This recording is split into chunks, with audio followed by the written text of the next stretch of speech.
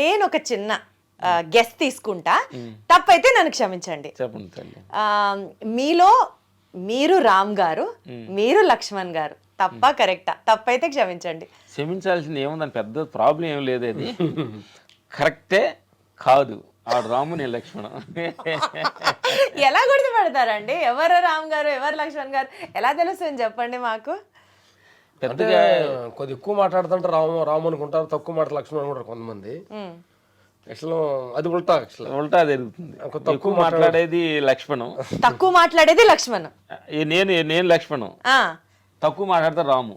ఓహోహోహో, తక్కువ మాట్లాడితే రామ్ గారు, ఎక్కువ మాట్లాడితే లక్ష్మణ్ గారు. అది మీరు అర్థం చేసుకోవచ్చు అని నా ఫీల్. క్వశ్చన్ పేపర్ లీక్ అయిపోయింది, హాయిగా ఉంది ఇప్పుడు నాకు. సో ఈయన రామ్ గారు, ఈయన లక్ష్మణ్ గారు. బట్ మీరు అసలు మాట్లాడకుండా కాము కూర్చుంటే ఎట్లా తెలుస్తుందండి? మాట్లాడతాం, మధ్యలో మాట్లాడాలనిపిస్తే, మాట్లాడాలి కరెక్ట్ అనిపిస్తే నోట్ల నుంచి ఆటోమేటిక్ బయటకు వస్తుంది. బట్ ఎప్పుడన్నా ఎవరన్నా కన్ఫ్యూజ్ అయిన సందర్భాలు ఉన్నాయా మిమ్మల్ని ఇద్దరిని చూసి? పలానా వాళ్ళు రామ్, పలానా వాళ్ళు లక్ష్మణ్ అనుకొని తప్పుగా వెళ్ళడాలు? ఇప్పుడు మీరే కన్విజ్ అయ్యారు, అట్లా ఎప్పుడు కన్విజ్ అవుతానే ఉంటారు. ఇప్పటికీ అవుతూనే ఉంటారు, బాగా అలవాటు అయినప్పటికీ కూడా. కొంచెం సూపర్ సూపర్.